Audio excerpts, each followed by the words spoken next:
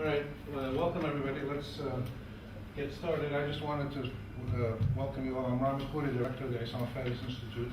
And just to mention that we're so happy to have Mehran Kamrava and as the second speaker in our series, the Directors Policy Forum, where we're inviting directors of policy research institutes and think tanks and research centers around the Arab world to share with us their insights and views about their work as policy institutes, research centers, looking at public policy issues in the region. And this is part of our ongoing effort within our programs at IFI, especially our program on research advocacy and public policy making, to understand how research all around the region can be channeled to influence or to inform policy making.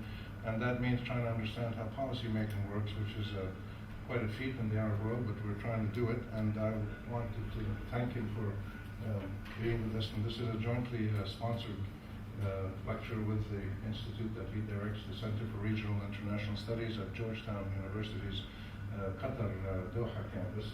So we're happy to jointly sponsor this. I'd like to turn it over to Hani Bektash, who directs the one of our sub-projects, which is looking at forming a consortium of research institutes and policy institutes around the Arab world, just to say a few words about that and to introduce Mehran. Hi.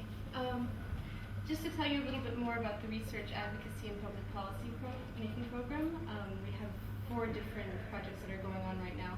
The first is the one that I'm helping to coordinate, trying to form a consortium of Arab policy research institutes, which is, we're looking kind of at what the think tanks or PRI's impact are on the policy making in the Arab world, and kind of how we can improve or build upon those studies. Other ones are looking at tracing a policy back to looking at policy that's already been passed and seeing who are the different interests or stakeholders are in the policy. So looking at the policy making from that aspect, and then we have one looking at the work of NGOs and the work of faith-based organizations.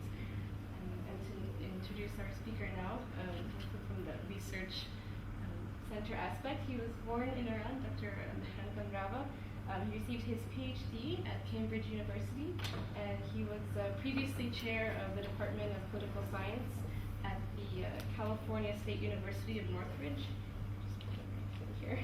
And he's currently interim director, or dean, of the Georgetown School of Foreign Service School in Qatar. And he is, it's called the Center for International and Regional Studies.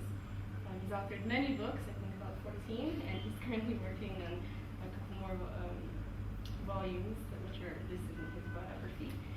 So without further ado, if everybody could please join me in welcoming Dr. Mehran Kamrava.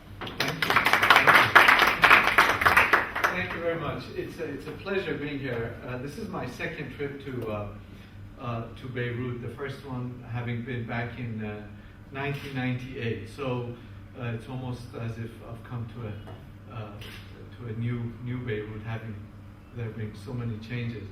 I want to thank Rami and his wonderful staff, Hania and others, for the great hospitality and making me feel so welcome. It's great to be here.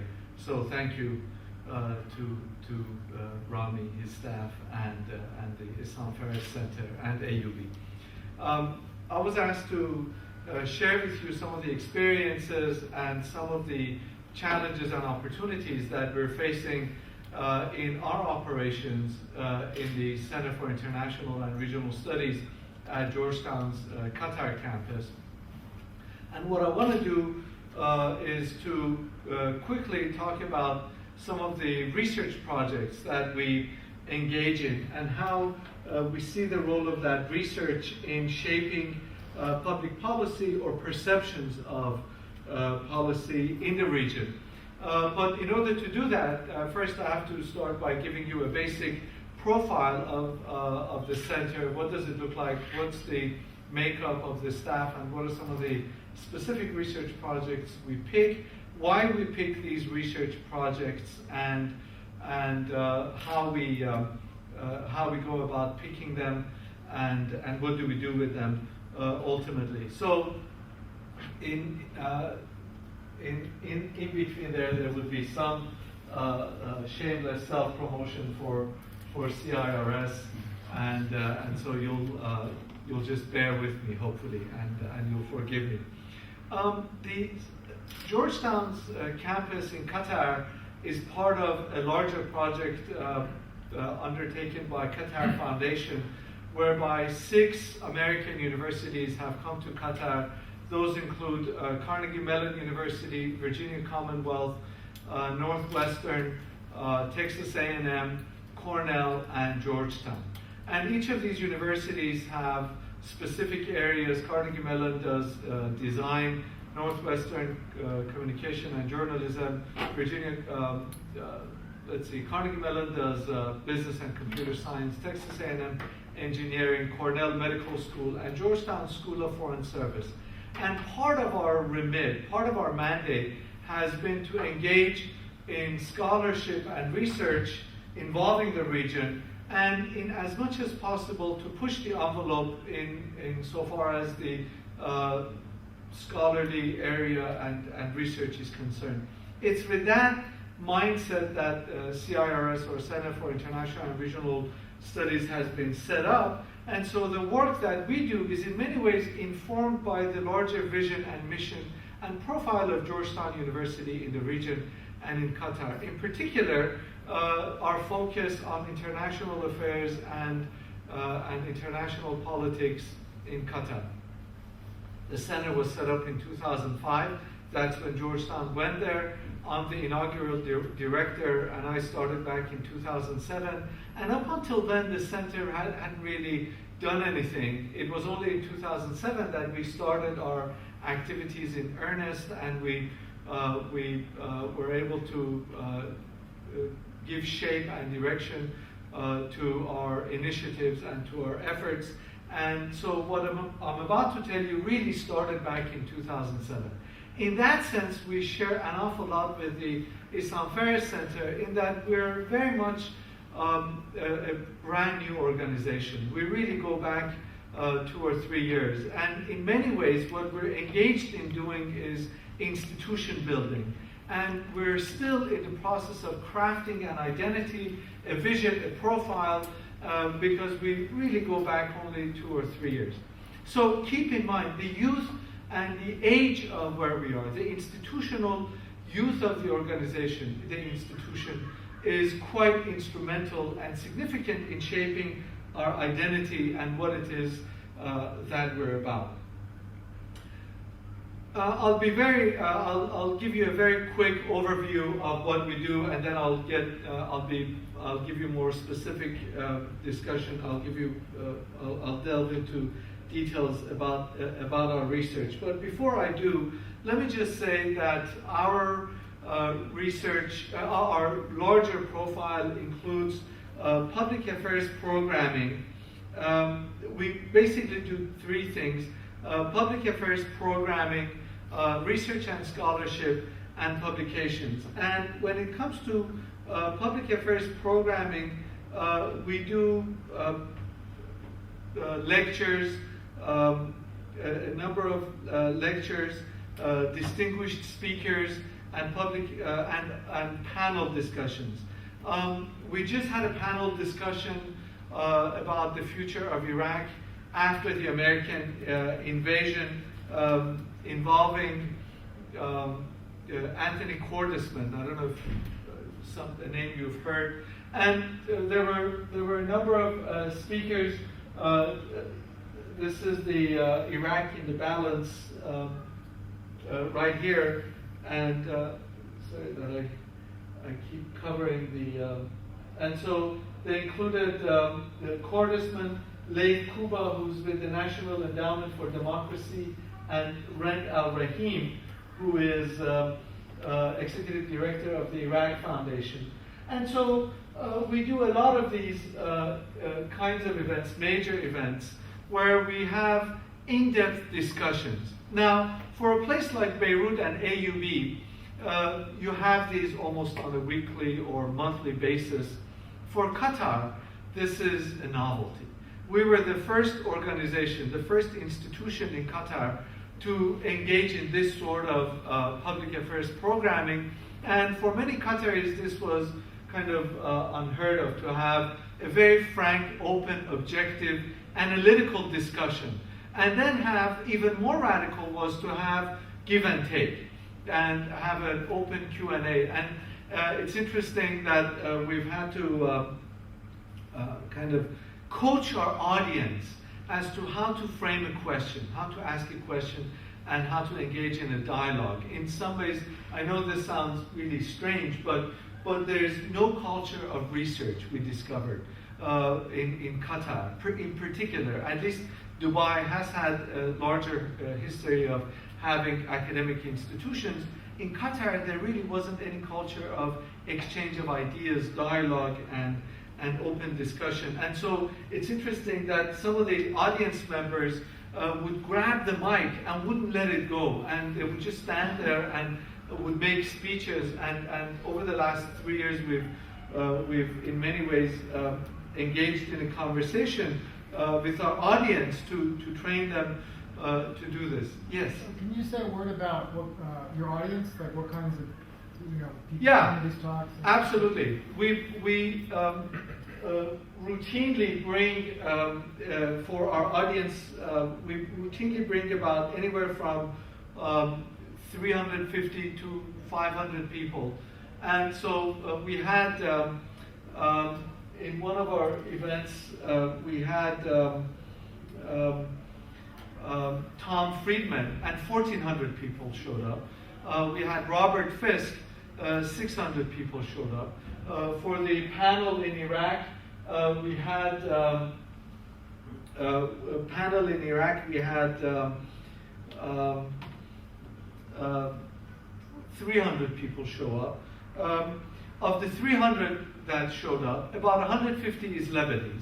Another 50 or so is Egyptian, Iranian, whoever. Another 50 or so is American, British. Maybe 5 is Qatari. I'm not exaggerating. I really am not.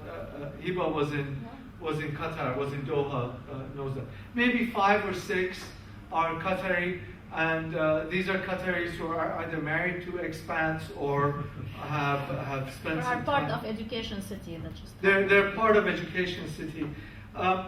We had a talk by Miriam Cook, who's a distinguished professor at Duke University. We had 70 people, not a single Qatari. She talked about, she's a visiting scholar at the Museum of Islamic Art, and she talked about the creation of Qatari national identity through dress, architecture, and literature. Brilliant talk, not a single Qatari. And of course, we all enjoyed it, and we thought it was fantastic. And so, you ask a very interesting question. We have the same guy, same Qatari guy, who's the local Aristotle, local gadfly, Mr. Jofairi. Everybody knows him. He comes and he makes the same speech. He's the tolerated opposition. No, we do a lot of events, and we also have a distinguished speaker series. We had Tom Friedman, Robert Fisk. We'll have General Michel Aoun in February. We had Hanan Ashrawi. We had Rami Khouri. Very proud of that particular distinguished speaker we were able to bag. But so we do a lot of public affairs programming at various levels. 1,400 people to the smallest one being 700 people. But our bread and butter, the primary activity that we engage in is research and scholarship. And it is really our research and scholarship that we're most proud of, and I want to spend some time talking about our research and scholarship and what are some of the things we're doing. Let me very quickly tell you what these have been and what they will be in the foreseeable future, and then I'll get into how we pick them and what we hope to do with them. Our very first, I mentioned that I started in 2007, our very first major scholarly initiative was a project on innovation, on the topic of innovation in Islam. And so for innovation in Islam, we invited 20 scholars from around the world. These included people like Tariq Ramadan, Mohammed Arkoun, Nasr Ahmed Abu Zaid, Hassan Hanafi, and a group of Georgetown professors, John Ball, and others. And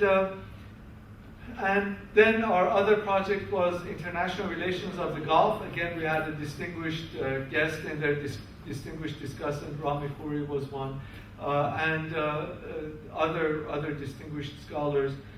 We had another research initiative that we embarked on was, and are in the middle of, political economy of the Gulf region.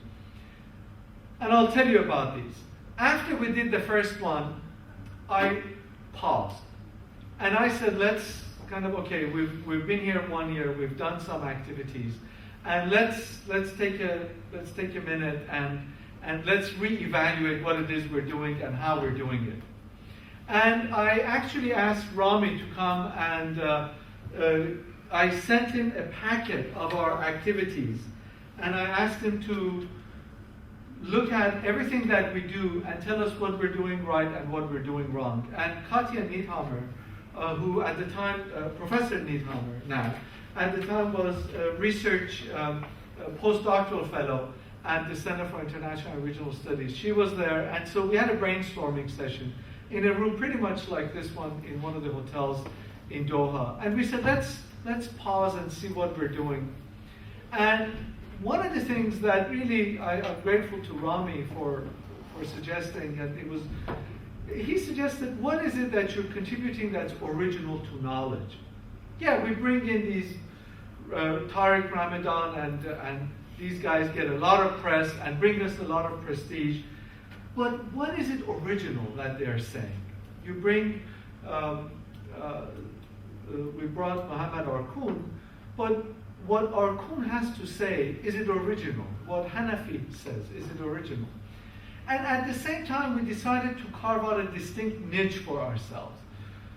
So we decided back then to focus really on the Gulf region and privilege Gulf-focused research. But if there's something that's innovative and original, not to turn our back on it. So that became our guiding principle. So we embarked on a series of projects involving the Gulf, focused on the Gulf, international relations of the Gulf, political economy of the Gulf, migrant labor in the Gulf, and then kind of other Gulf-focused projects. But if there's something that's innovative, we don't want to turn our back to it. If we think we can contribute something original to scholarship, we don't turn our back to it. We've got two projects that we think are quite innovative and important, but not necessarily Gulf-focused. One is the nuclear question in the Middle East. The other is food security and food sovereignty in the Middle East. We think these are issues that kind of beg to be researched, but they're not Gulf-focused, but they revolve around the Gulf, and they're important. So let me tell you first how each of these projects work, how they unfold, how we go about conducting each of these research initiatives, and then I'll tell you how we pick them, and how do we see our role in each of these. For each of these projects, each of them are different, but the broad outlines of these research projects are basically the same. So they might vary in specific. But I'll begin with I'll use our project on migrant labor in the Gulf as an example. For our migrant labor project, we had a brainstorming session. We brought our, let's see here, if I can just put this up, migrant labor in the Gulf. So for our migrant labor project, we contacted scholars around the region and asked them to come for a brainstorming session around the region and around the world. But at the same time, what we did was we also had This is, if you know this gentleman, Philippe Ocello, distinguished British scholar on labor migration, particularly Indian migrant labor in the Gulf region. And I'll just go down and you have I'll bring you, this is a list of some of the people. So we brought all of these guys and we had a brainstorming session. But at the same time, we put out an RFP. We carved out a hefty chunk of our budget, $150,000. We set it aside for giving research grants because we wanted people to come and engage in original field work and research. And so at the same time as we have a research grant, we invited these people to come and simply have a brainstorming session and to see where are some of the gaps in the literature. And so the only guidance we gave them, we said, come and tell us where you think there is a gap in the literature. And so they came and told us where there's a gap in the literature. And of course, when you sit around the table and there's 20 people, you can kind of gauge whose focus is more consistent with your interests and who you can tap to do some serious research and who's more interested in issues that may or may not necessarily be consistent with what you have. But as you see from this list, we made sure we kind of cast the net as wide as possible. And then during that brainstorming session, and imagine we paid for all of these people to come to Doha, some from Qatar, but some from as far away as Singapore and elsewhere, the Netherlands, Georgetown, and elsewhere. And so when we brought them, it was kind of a very expensive lesson to learn, to see kind of what are some of the holes in the scholarship. And then when they went back, we sat down and had an internal brainstorming session. And I went back to about 20 of these guys, or 15 of these guys, and I said, can you do original research on this topic? Can you do original research, for example, on changes in the values, Andrew Gardner, changes in the values of migrant labor when they come from their place of origin? Or can you do research on policy on national policy of Dubai or Qatar on how to handle these?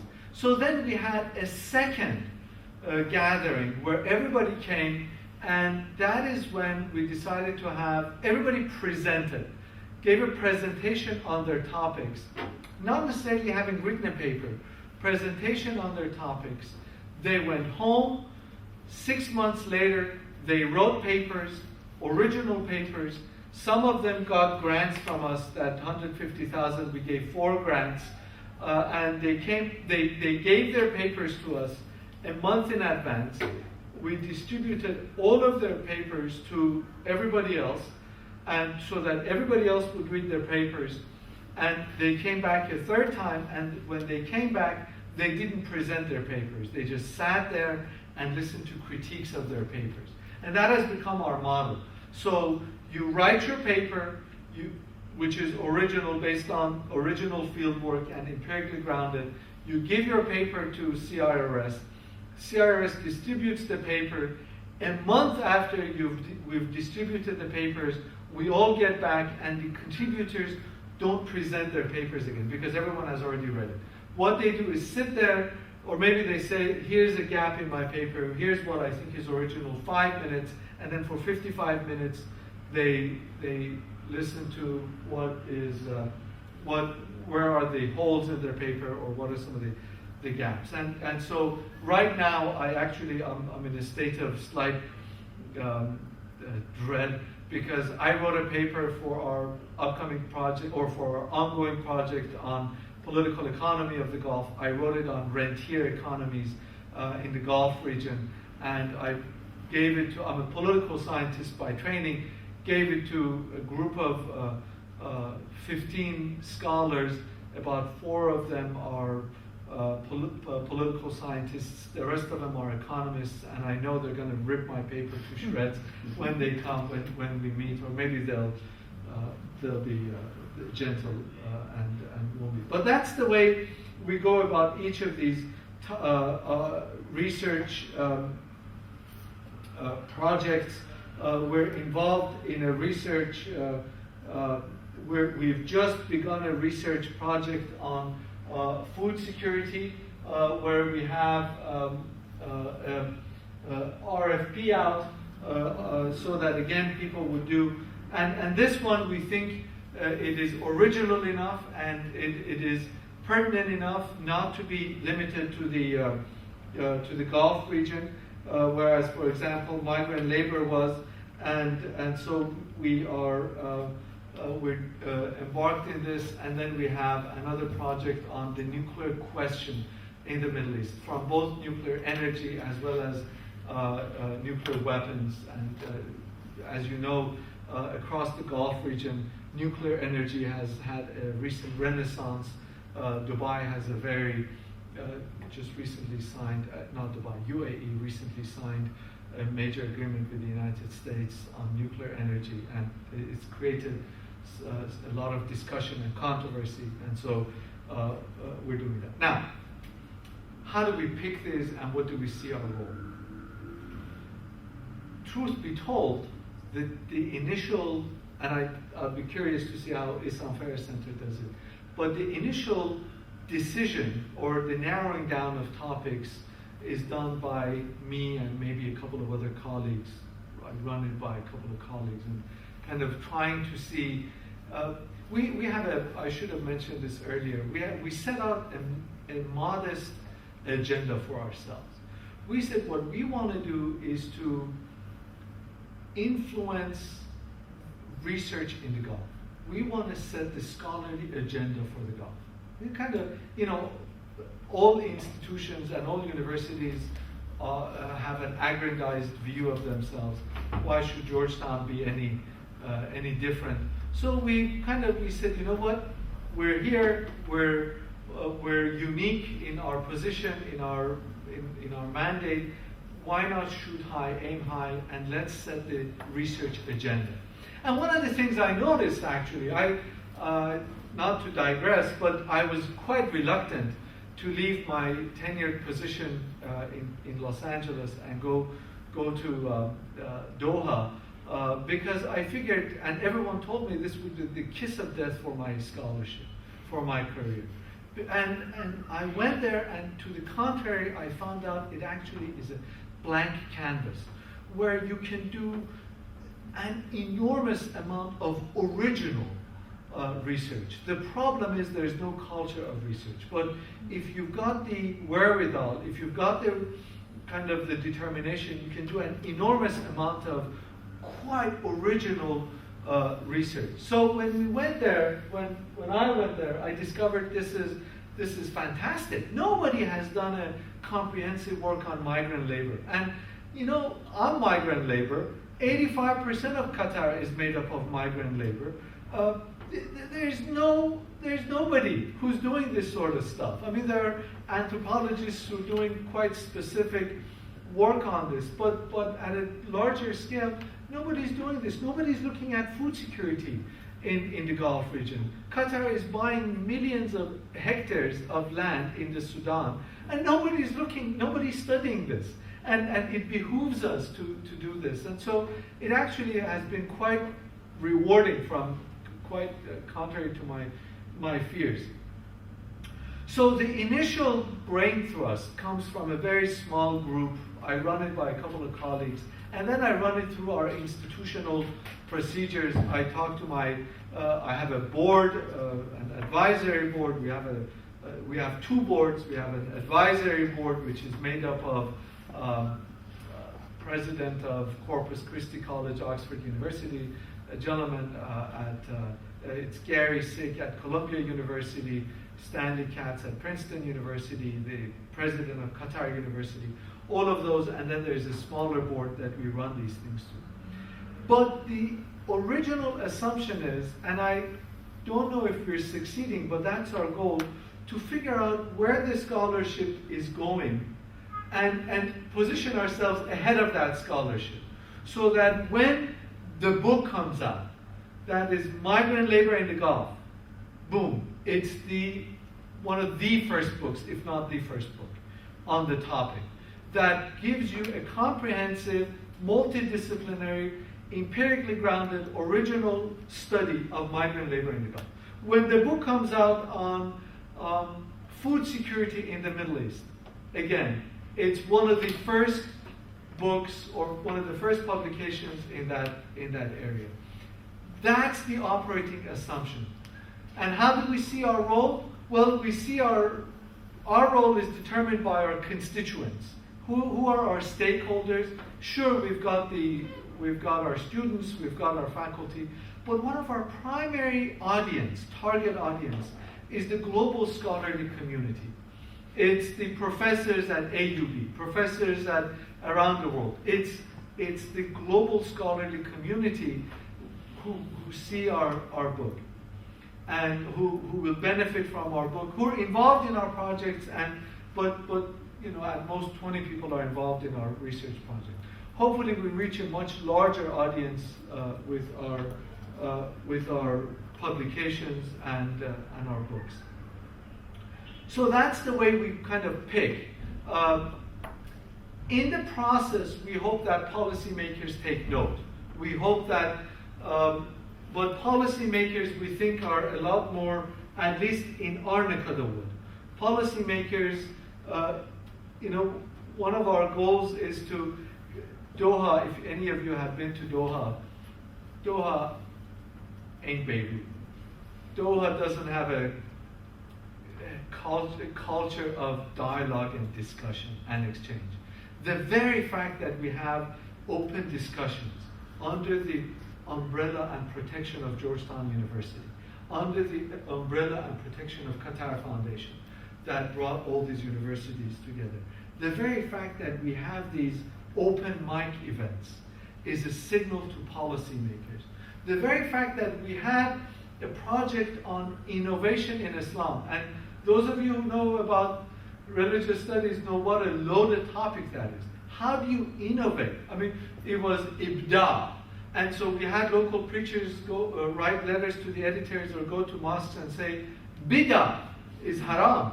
And we said, no, this isn't bid'ah, this is ibda. And so there was a controversy. The very fact that in itself, we engage in a research project of that nature, is a signal. The very fact that we talk about the decrepit housing of migrant labor, and we are actually giving grants to people to go and talk to migrant labor, do systemic study of migrant labor. That in itself is a major signal to policymakers. So we kind of relate and communicate with policymakers through our events.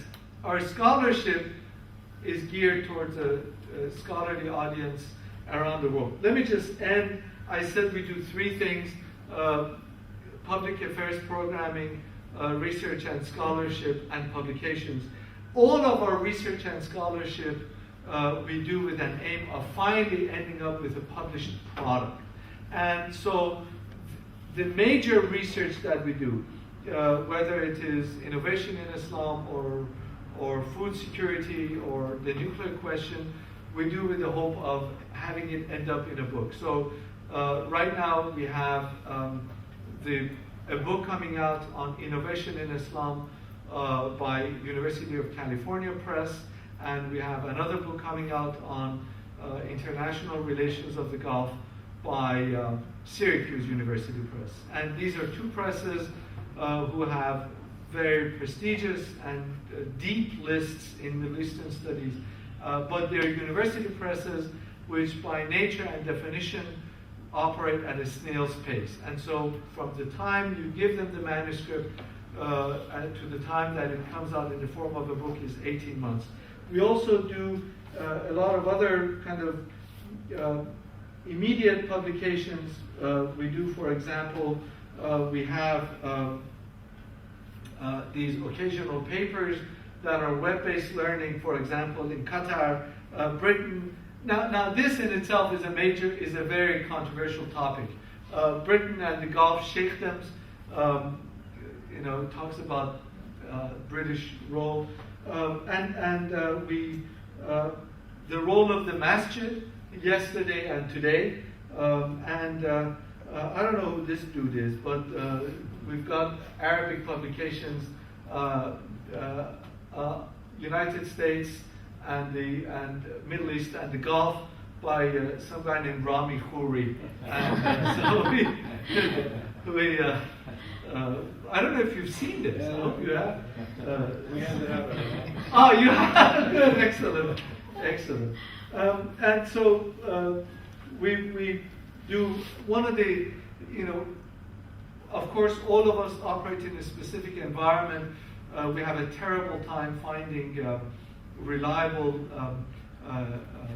interpreters and translators. And so you can imagine that translating our publications in Arabic, from English to Arabic, is kind of a major challenge for us. I know this is going to be on YouTube. I was going to mention that this sneaky Iranian, it's called the Gulf, International Relations of the Gulf. It just so happens that on the map it says the Persian Gulf. I have nothing to do with it. We figured that'd be a little difficult to put it on the Arabic publication. So you notice on the Arabic version, it doesn't have anything.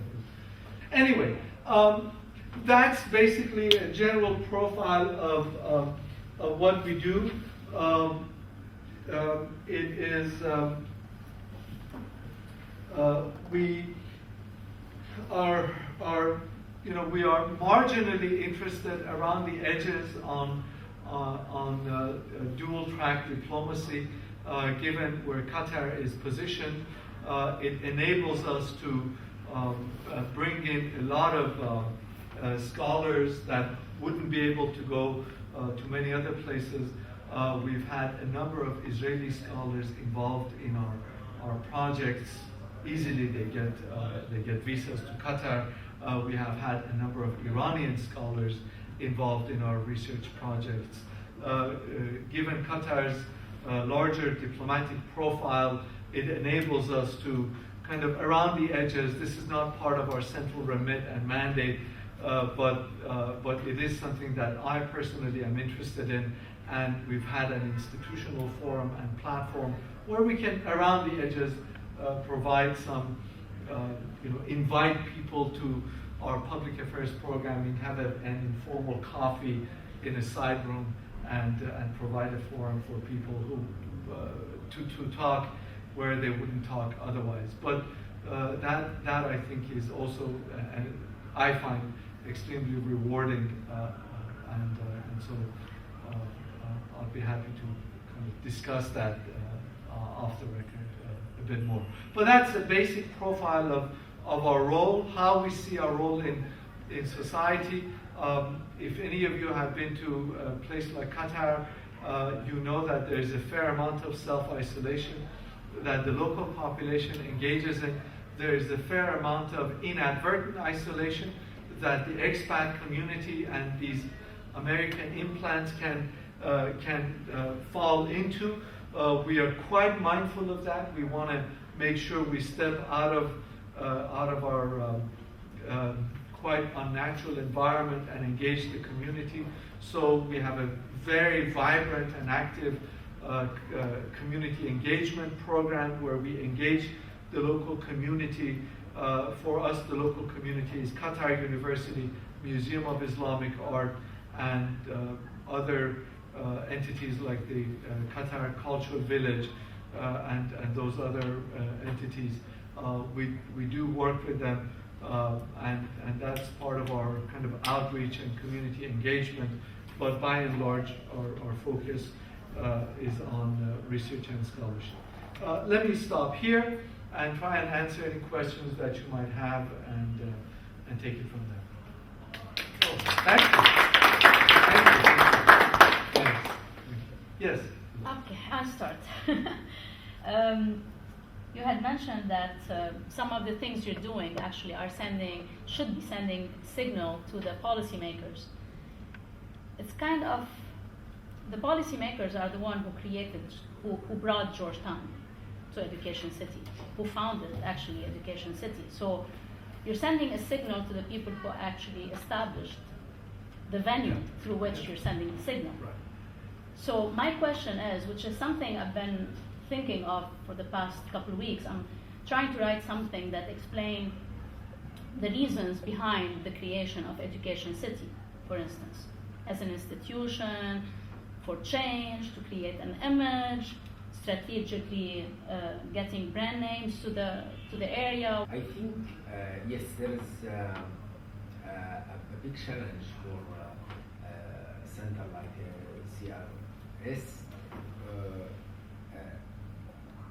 which was parachuted into Qatar to find to create a certain embeddedness with the society, etc. And I think there is what happened in Lebanon, for instance, here, that you have a different type of universities producing different type of elites, and because of language barrier, cultural heritage, you end up by this rupture between these different elites. And I'm afraid that if I take, for instance, your example of Migrant Gulf, my feeling that there is this rupture between the elite in Qatar universities and the elite there. For instance, I can myself, I reviewed 2 or 3 research done about the worker in Gulf based in Qatar University. Andrew, I know his work. For instance, he did an excellent work. But Kalthum, Ghanem Kalthum, who didn't speak English. So now would come the idea. I mean, it's a meeting in English. So how would you manage to accommodate those the Qatari or the Syrian there, Khadr Zakaria, etc., etc. So I think. I am so glad to see publication in Arabic, and I think in any case only Issam Faris now is starting doing in Arabic. I mean, the tradition of the AUB, they don't give a damn whether the Arab speaker read or not. But so how would you? Let me address that, and let me start with Hiba's very good point. So one of the things we discovered is we don't want to preach to the converted. So we don't want to necessarily have an event where Sheikh Amosa comes and you're talking about we had for innovation in Islam, our keynote speaker was Adonis, and Adonis came and his speech was a frontal attack on Islam in Arabic. So Sheikh Amosa came and she only came for his speech. We didn't know what he was going to tell. He hadn't given us a text. And I was sitting there sweating bullets, thinking, this is it. I'm done. I am done. And I thought I was done for a number of reasons. Because one of the things I did, I went to the hotel room where we had this speech before the event started. And I realized the first 2 rows were kind of plush, cushy chairs, and then the other rows were these kinds of things. And I said, what is this? This is elitist. Take all of these away and put regular chairs on the front row. I said, this doesn't make sense. You have these. They said, no, these are for VIPs. I said, I don't care. Take these away. I guess it's the Iranian in me. I said, take these away. They said, if Sheikh Amosa comes, I said, she's not going to come, and take these away. So they took them away, and sure enough, she came. And I spent 10 minutes apologizing, and so gracious she was. Please, she said, no, she didn't even notice that the chairs were all similar. So then she sat there, and then Mr. Adonis got on the podium and gave his frontal attack, and she so enjoyed this talk that she said, is there more kind of a discussion, private discussion about can come to. And so we had a private discussion, in fact, scheduled that she came and she enjoyed. So yes, you're right. It's the preaching to the converted. But one of the things that is implicit in what you were asking, or what your statement or your question was, that states are unitary actors. And we all know that states are not unitary actors. Some of them are multi-headed monsters, but some of them have various actors at various levels. All the way from the functionary who may not have a very powerful position on paper, but actually is a doer, executor of, implementer of policies, and therefore he or she inadvertently has a lot of influence and power, all the way to the policymaker who makes a policy and then it's trickled down and implemented. It's to those others that we're trying to send a signal. It's to the guy who is at customs in Doha port and goes through books, and it's that official who's maybe lowest on the totem pole.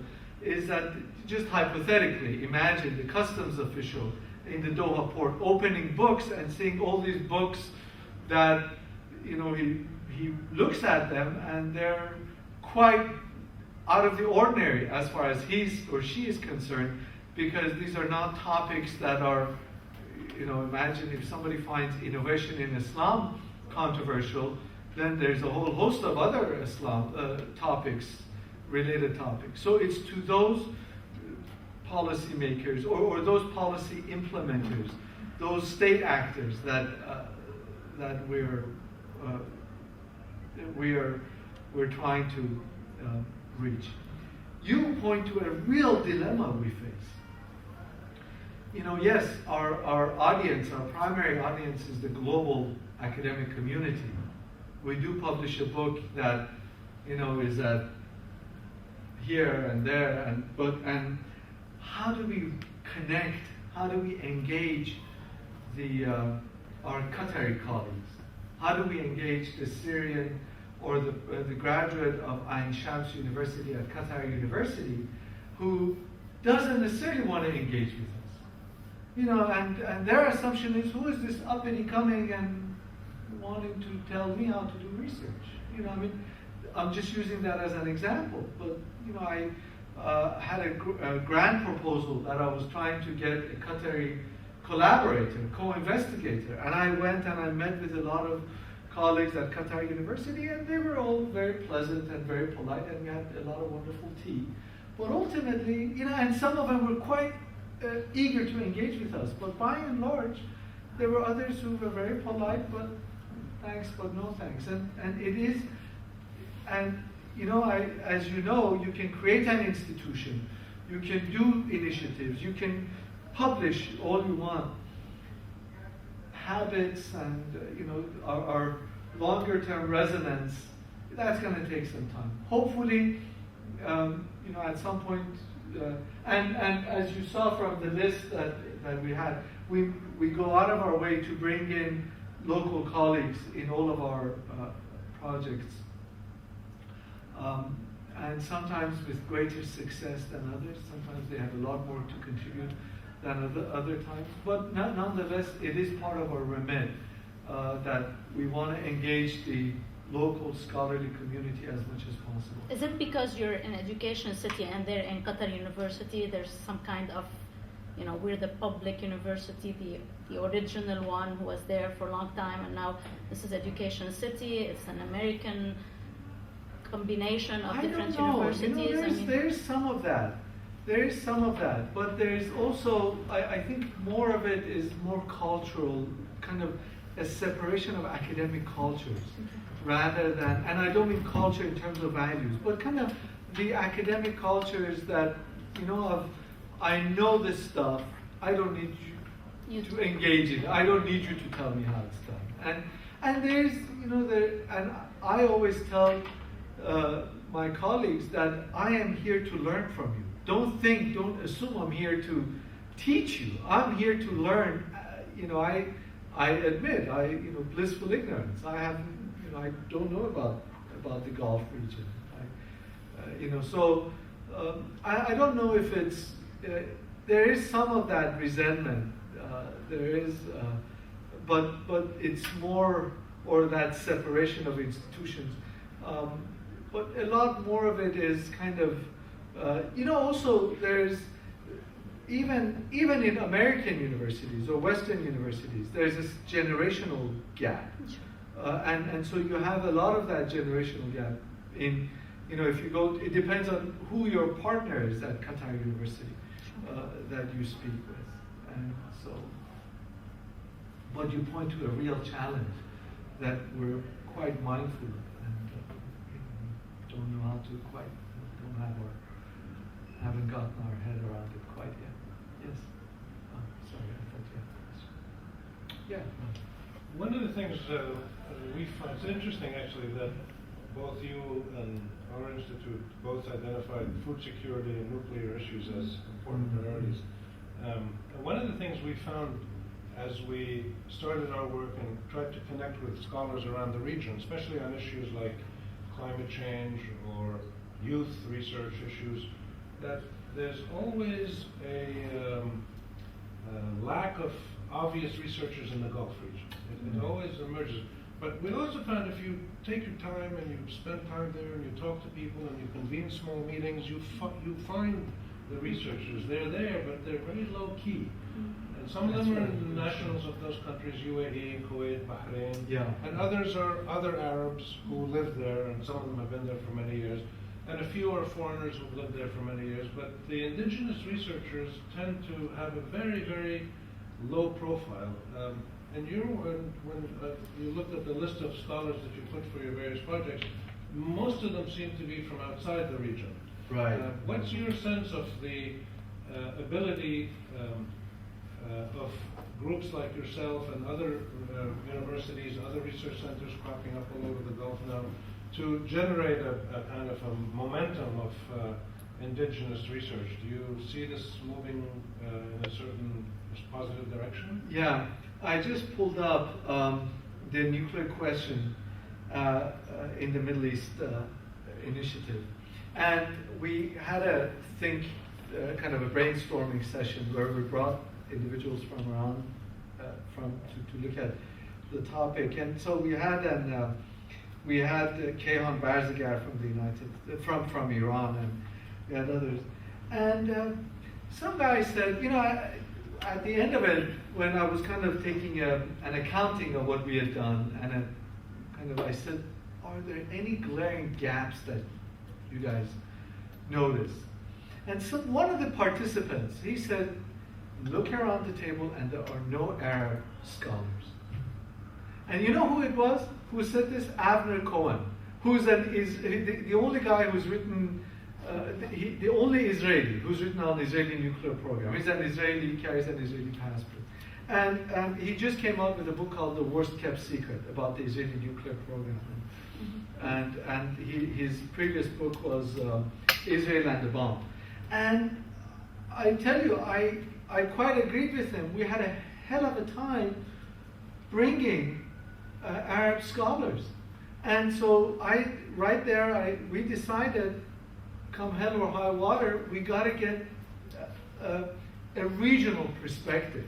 And if one doesn't exist, we got to nurture. It behooves us to nurture it. So we just 3 days ago we had a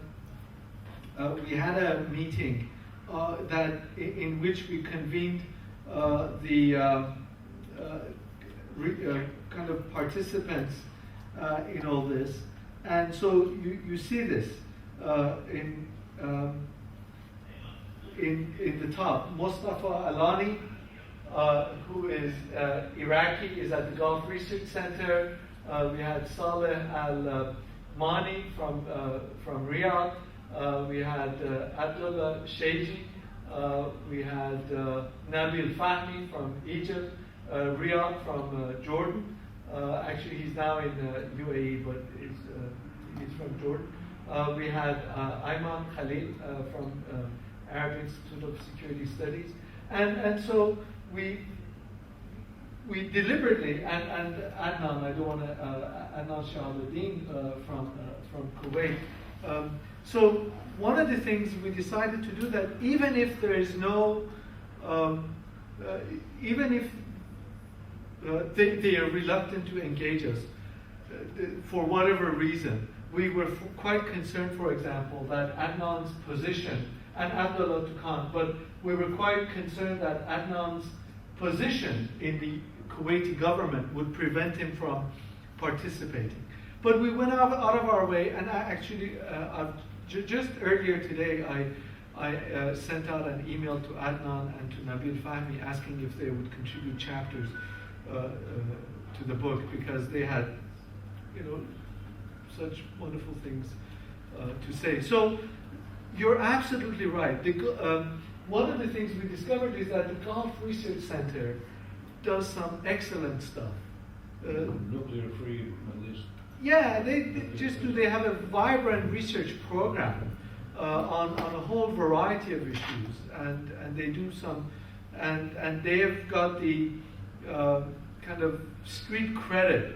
They've been around long enough. They've done some solid scholarship that they've established a reputation, and so we have tapped into them.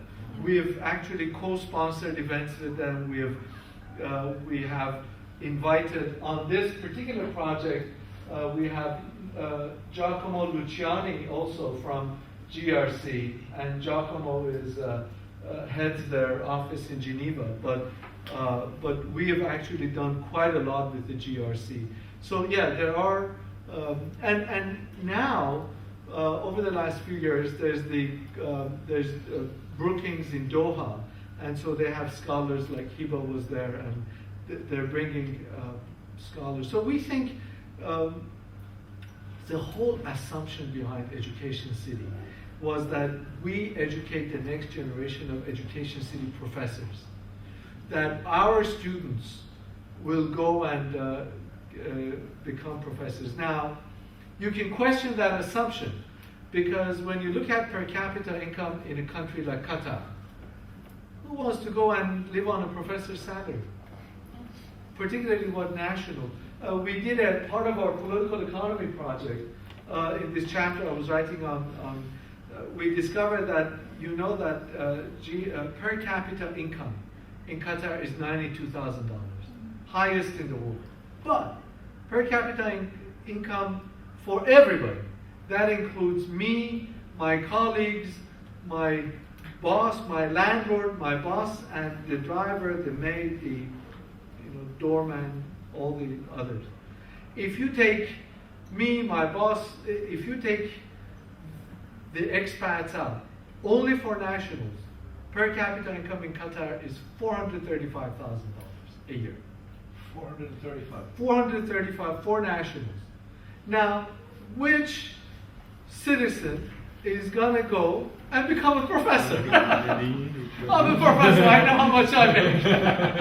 I know how much I make. So whether or not that assumption is going to come to fruition is hopefully, inshallah, we'll see. That's. But Qatar is in many ways different. I mean, let's not. There's Bahrain, there's Kuwait. Kuwait has a long tradition of scholarship and research. Kuwait University has been long the hub of vibrant intellectual activity. There's a question. The public is different. Sorry? The public in Kuwait is completely different. Because my research this summer was in comparing Kuwait and Qatar in terms of public policy making. I've met so many people. I mean, Kuwait, the public, I told them they speak to you about anything, anytime, anywhere. I mean, they are intellectuals. They are, very interesting. I mean, completely different. They're engaged. From the 16 years old all the way to the 70 years old. I'm involved in quarter of century of difference. Wow. I mean, it's the whole democratic liberalization had started earlier. Definitely. But it's very interesting. I mean, really amazing. Qatar University started in 1973 or 74, one of these years. And so imagine, take some time. Anything else? Yes. Yeah, I'm Bruno de Tal. I'm with the UN, and I was last year for 3 months in Qatar to open a regional center for human rights, which is only now really starting to open. Hopefully they will come and visit you. But I've been following the development of Education City, but also of Al Jazeera, the Doha debates that Tim Sebastian is organizing there, and I've also a friend who was involved in the establishment of NYU in Abu Dhabi. So, and for me, my initial reaction was we're just reviving the capitulation in this part of the world under a new name. But I'm trying to become a bit more tolerant, let's say, after all I do human rights. But I also remember that a few weeks back you did write something on Gulf 2000, I think, to defend. Was it you? Yes, it was me. It was you, It right? was me, yeah. To say there are no red lines, or so Yes. far I've not found any. I haven't found it. Okay. Yes. Now, and this is not to be provocative, but it's really to be interesting because I'm interested. Have you considered launching a massive research program on Iran? After all, you're Iranian, and the country is just across the water. Yes. And there is certainly interest in that part of the world. And I would also be interested, and this may be the connection on why are the Qataris so little interested in the activities, maybe because you're not asking the question they're interested in, and some of them would like to know what about political participation right here, and working on parliamentarism, on freedom of expression in this part of the world. I can tell you from my work, there are many people who are interested and they are not allowed to go there. Yeah. So are you thinking to address this? Yeah, we have a couple of things. On Iran, that's my cup of tea. And so when I was director of the center, the dean at the time said, you gotta, there's a lot written on Iran. You gotta focus on the Gulf countries, the Arab countries of the Gulf. And so he kept vetoing, kind of, let's do something on Iran. And now CIRS has a WASTA in the dean's office. I happen to be the interim dean. And so he went back to Washington, and I became the interim dean. So we're going to do something on Iran. We're going to do something on Iran. But that's not provocative. I mean, yeah, we do talks about Iran all the time. We just had I write about Iran. I talk about Iran all the time. Iran isn't provocative. Insofar as domestic politics is concerned, two things. First of all, the Gulf Research Center published a book, I think either 2009 or 2008, on political participation and parliamentary politics in the Gulf. And then Joseph Kachichian has written a bunch of really good stuff. Then a brilliant article came out in 2009 entitled Royal Factionalism and Political Liberalization in Qatar. That brilliant article was written by a very humble guy named me. Standing next to me. So I've written on this very topic, published in the Middle East Journal. It's actually not a good article, but it's there nonetheless. So, as far as I'm concerned, there are no red lines. Is it how much original stuff? I mean, I've done research on I've written about the Al-Thani infighting, and I've written about political participation. Why there's no democracy? Why did the Emir come to power and talked about democracy? Why did he abandon it? And because so little is written on Qatar, when somebody writes something on Qatar, it gets on everybody's radar. So everybody knows about, and everybody who's somebody in the Qatari government knows about my article. In fact, Sheikh Hamosa was talking to one of our professors, to her credit, and she said, "Oh yeah, that Kamrava. I disagree with what he said in that article." So she has read it, and it's kind of. So there really are, so far we haven't had, to their credit, nobody has asked any questions there haven't been any red lines, and I was quite irritated what the gentleman is referring to is last year in the Middle East Studies Association, the president of MESA came and talked about American universities in the Gulf. Why? Because her university, University of Toronto or something, had established a campus in China, and they had limited themselves to technical fields and not to the social sciences. So she drew an inference that therefore these American universities in the Gulf limit themselves. She hadn't come and spoken to a single one, hadn't done her field work. And so I wrote a rebuttal. I challenged her. I said, you come and see for yourself. And in fact, I was going to invite her, so that I was going to use this as a teaching moment, come and invite her to come and talk. But I figured she's stepping down as the president. Why spend $10,000 on somebody who won't be the president of MESA? So, I don't think we haven't seen any red lines, and I think the topics we have picked to study speak for themselves in terms of migrant labor, nuclear question, innovation in Islam, food security. As far as we're concerned, if it's original, we'll go after it. We don't necessarily aim to be provocative just for the sake of being provocative. You bring a university like Georgetown, you bring the School of Foreign Service. Georgetown is going to ask questions that somebody's going to find uncomfortable, and we've got full backing on those endeavors. Yeah. Well, I would not formulate it that there is no red line. I would formulate it. And I would say there is a large margin of maneuver in Qatar, because there is many studies done about Jazeera.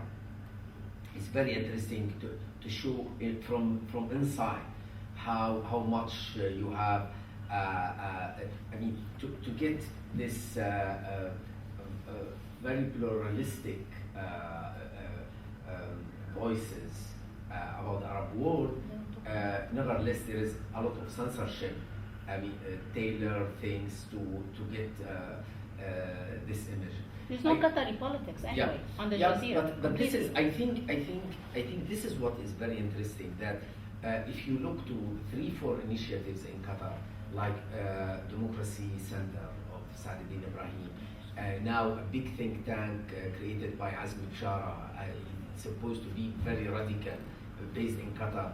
Jazeera, I think, as a new culture, media culture in the Arab, I think you have actors, or you have actors where you will play with this large margin of maneuver, and I think for me it makes sense really to try.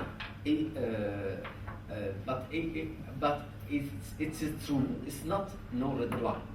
Well, before you answer, Well, can I add two elements It's to true. the There is discussion? no. We cannot say there is no red line. I'm not There is a sure. red line, but there is. Yeah. I can give you two Look, cases. can I just say, look, you got to keep in mind, we are there under official patronage, right? I'm not a professor at Qatar University, so I don't know if there's a red line at Qatar University or not.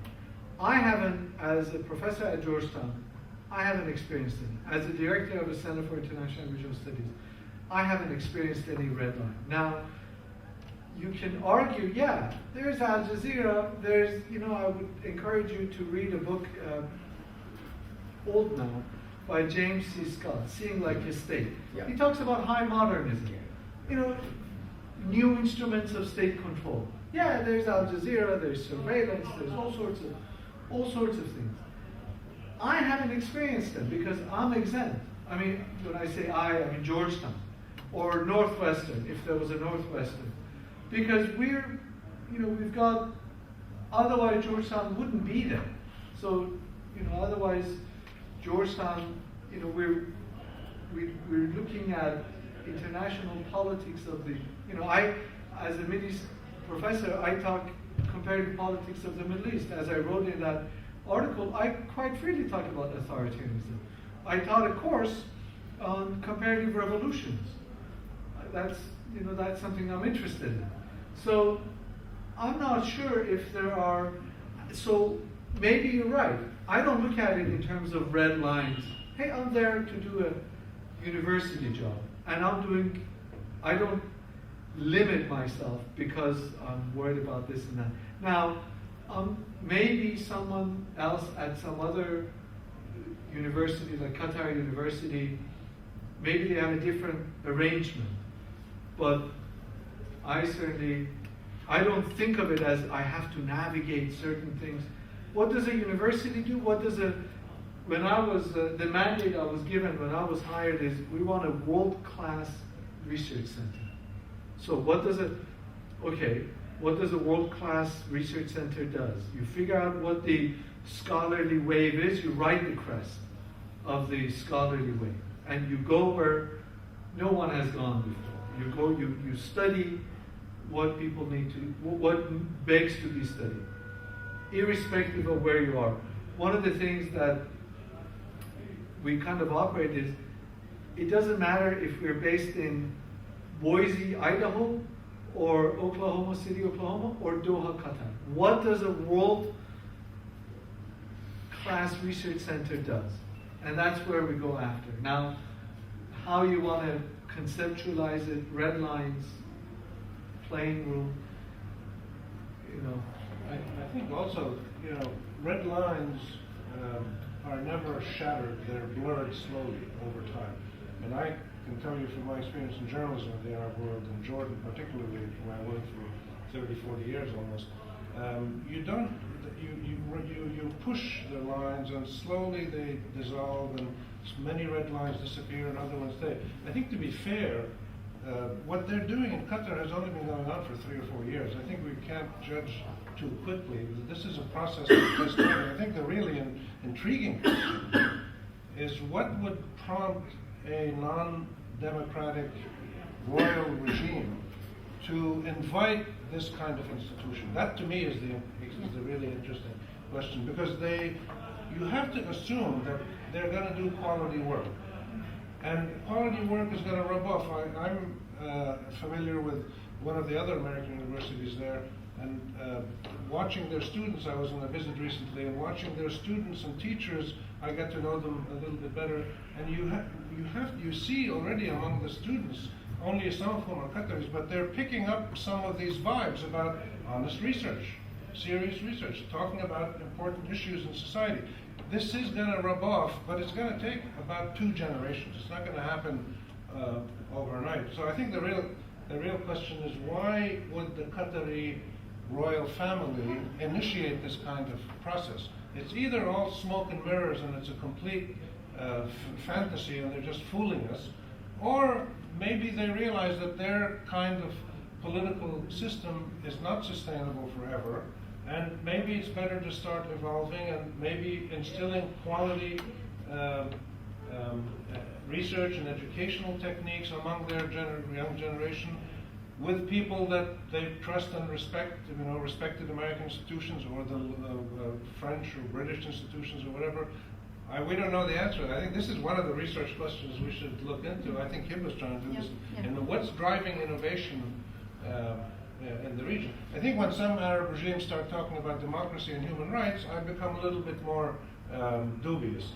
But when they talk about research and education, that's to me more interesting, more serious. Yeah, I just want to follow up on that. I would be curious, I myself as a scholar, researcher, I'm curious to see what happens in 15 years when our Qatari graduates have entered the workforce. And so right now we've only been there, Georgetown has been there since 2005. We've got 2 classes of graduates, 2009 and 2010. 15 years from now, then let's see what the, 10, 15 years from now, let's see what the tangible consequences are. I just wanted to follow up. First of all, we know one case of somebody who did trespass the red line, and it was Robert Ménard, with his Doha Media Center, and I was there when he left the country, and he did leave the country because funding had been cut, but in a very subtle manner. He was not told leave. Right. They just cut the funding, and he was being attacked every day in the media, etc. And on these days, when he was calling his good friends in power, nobody was responding. So that's a way. One day you may experience it. You understand it's time to leave. There was another attempt of establishing a fully independent English language investigative journal in Doha, and they had been told, don't worry, you will operate outside from the Qatari press law, which we know is absolutely not conducive to investigative journalism. And the project went on for a certain time, and at one point they were told, well, after all, forget about it. And they had to fire the people that had already been recruited. So it's not that people have not tried. The red lines have been shown to certain people in a way.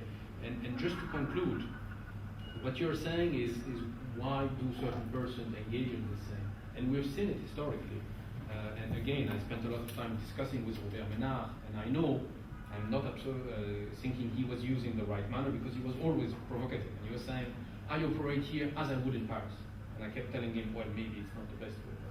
I recommend, if you can read French, to look at his book. But at first, he was telling me, look, Sheikh Hamoza in a way is like Catherine II, it's enlightened despotism, it will go. And after spending time in the country, I said, yeah, maybe, but maybe we need to look at much closer. There has been one wife of a ruler nearby who has been pushing and pushing. No doubt. This is a project that has political patronage, and one question is, how much does that political patronage outlive the current leadership? And that of course is I think there's a difference also between pushing for education and so forth, health, whatever, and between getting actually setting the agenda and making the policy and this is different. I think there's as you mentioned, there's a difference between the two cases, between Iran and Qatar, especially with Sheikh Hamoza. And she's the education person policy. I mean, we all know that, everybody knows that. But when you talk to the Qataris, they are extremely angry. I know that the Rand Corporation has taken over the reorganization of the public education sector, and they're saying we see these millions going to Education City, and we see our primary schools where our children are being educated being completely neglected or being reorganized according to an American. Let me tell you something. There are people in Rand who are angry at Rand, who left Rand. I mean, this is from the inside. I mean, so there are people in Rand who complain about writing reports for the policymakers who are their employers, basically, and they know very, very well that the reports that they have written ended up in drawers collecting dust. So I mean, there is anger. There's definitely anger.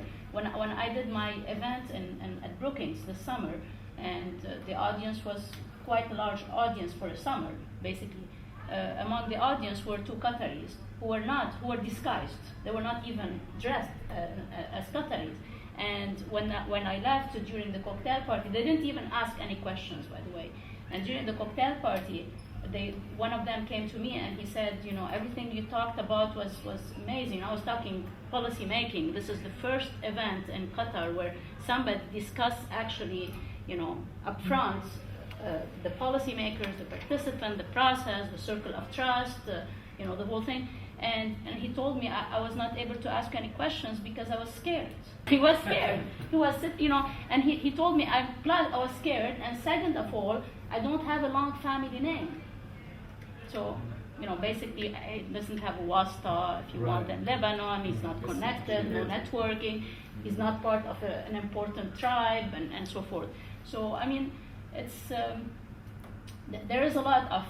I see that. I mean, I could feel it. I did at least 50 interviews in Qatar, and with Qataris, non-Qataris, nationals, policymakers, VPs, directors of centers, interim deans, and other deans in Education City, and and it's just with people who are working under the table to change something, to be part of the circle of trust, and so forth.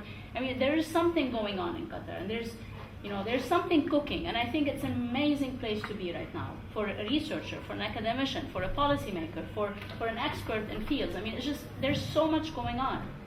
But how do you establish yourself there? How do you, I sent 3 proposals with 3 colleagues of mine here at AUB from different departments to the National Priority Research Fund, and submitted letter of intent. 3 different proposals for beautiful, I mean, they're amazing, like, research projects. I didn't get any reply. I sent, like, for example, 5 emails to this, 5 different institutes, whatever. These are the people I did send email to. These are the people that I thought are researchers that are interested in doing something for Qatar, or, where are they? I mean, they're not You even... sound like one of our professors, because they keep applying and getting rejected for projects, and when they complain about the review process, it just so happens, by the way, that I applied for one research, I didn't get it first year, and then second year, it was largely because of Katya that I did get Katya and I applied for a research and we got it, and it's on Qatari mediation. And the efforts that they do. The efforts that they've had on that, and I would, having been through the process and having actually talked to this and that, if you get the right partner and if you craft the right proposal, I would think it would get funded. I think the partner is the issue. It's not drafting the proposal, because Well, I have excellent colleagues who are, just like will do, I think, a beautiful proposal, but I cannot even submit the proposal before I get a collaborator, and he or she or the institution has to be a Qatari institution, not under Qatar Foundation. No, that's actually not right. It can cannot be. be. No, it can be. It can be. Absolutely. I've been We're told part of Qatar Foundation. We No, are part for of- the one that we submit from Anywhere. elected. Absolutely. I don't think so. No, we. So you were are you given- willing to be a collaborator on one of Absolutely. the projects? Yeah, Okay, yeah. well, that's great. Yeah, we actually, our professors. You made my trip here today worth it. Our professors are Really? proactively looking for collaborators all over the world. Wow. She and I are both, she and I have a grant. Our professors have. We have 7. Well, this was my understanding that No, we no, cannot no, have no. anybody I'm sorry, under you were Qatar given the wrong. Foundation. You were given the wrong Okay, information. oh, that's great. Seems like for a while we were talking about kind of how knowledge can be political, and the red lines or lack thereof or blurriness. I was thinking about stepping back and thinking about, let's say, the politics of knowledge on a global scale, maybe the geopolitics of knowledge. And you mentioned like doing world-class research. If you're if it's in Doha or Beirut or New York, doing scholarship that would be considered, at the cutting edge, the leading scholarship. And I was just wondering, is it worth it to think, taking a step back and thinking about how maybe particular research can have a political edge to it. But if you think about the development of research over, let's say, the 2 generations, how it evolves, there's more subtle influences. During the Cold War, there's a certain influence about Middle East studies. Right. Even when things weren't directly political, there was a more kind of context of what kinds of things were studied, what kinds of things weren't studied.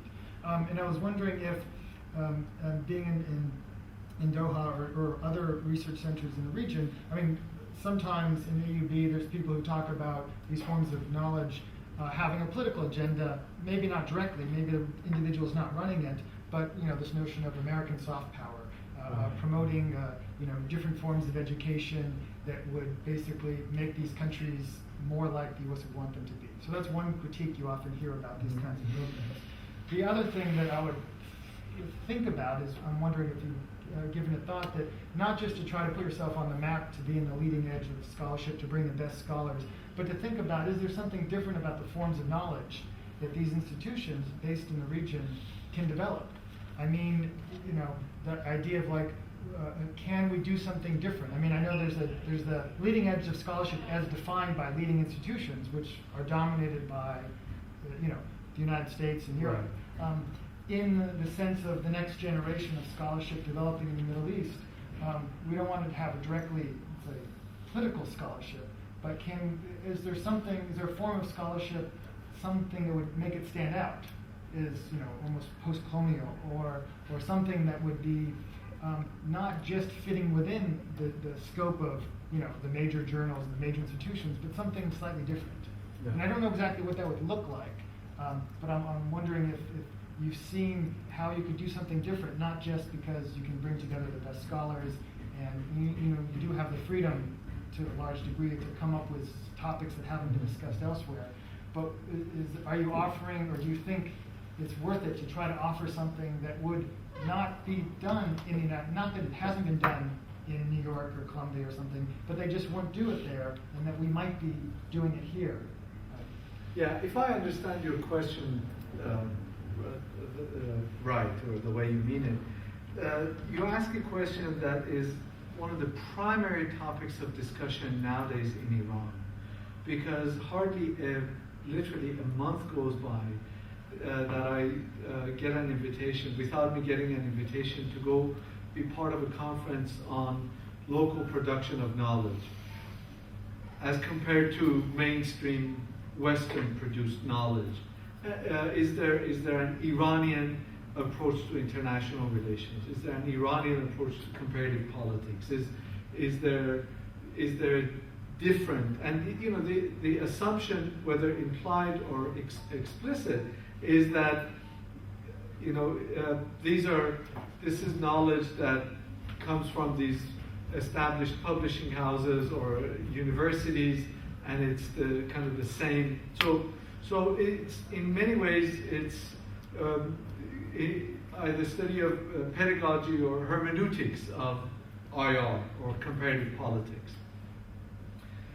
My assumption is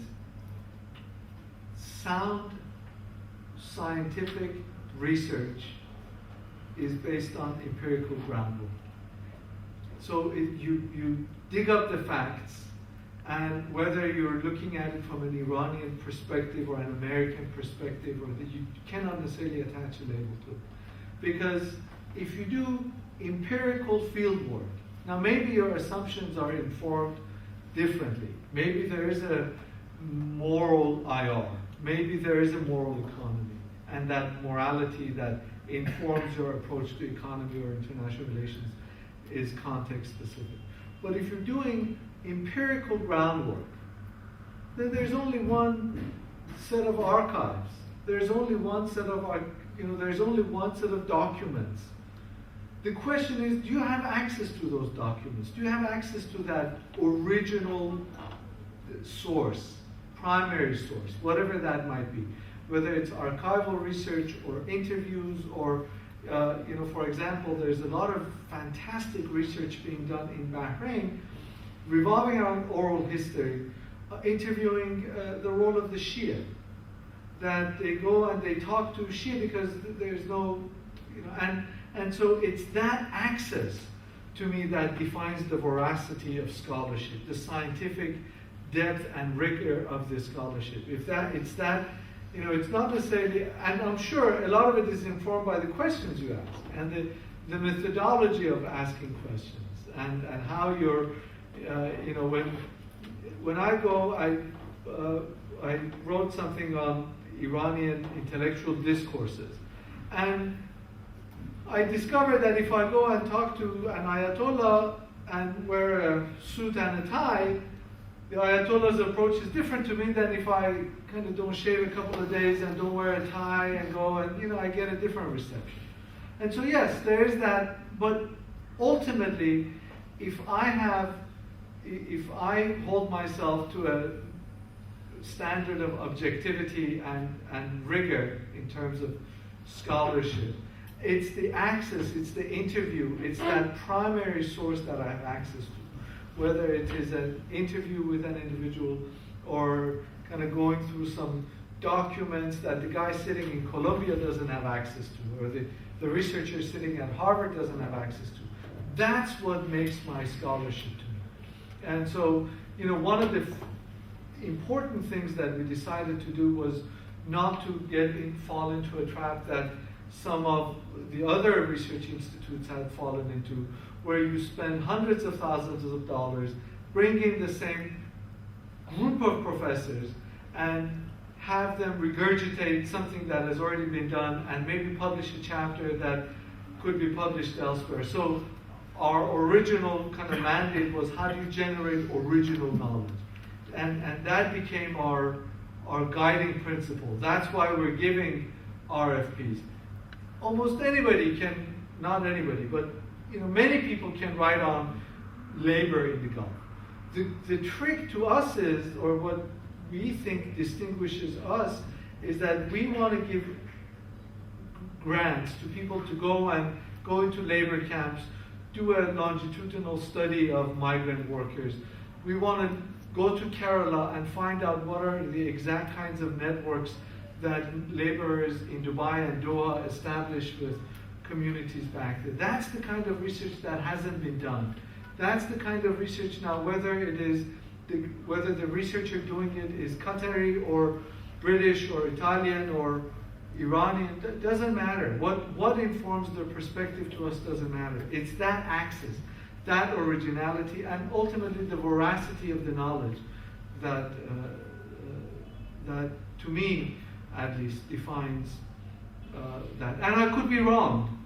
We could be wrong, I admit. But for the time being, in the absence of a better alternative, that's the matrix that we use to gauge the originality of our knowledge. If you grow your beard for a few days and don't wear a tie, you can come and work at that Fest. I'd love that. Thank you. It'd be a huge honor. Thank you very much. Thank you, Mehran. Thank you. My pleasure.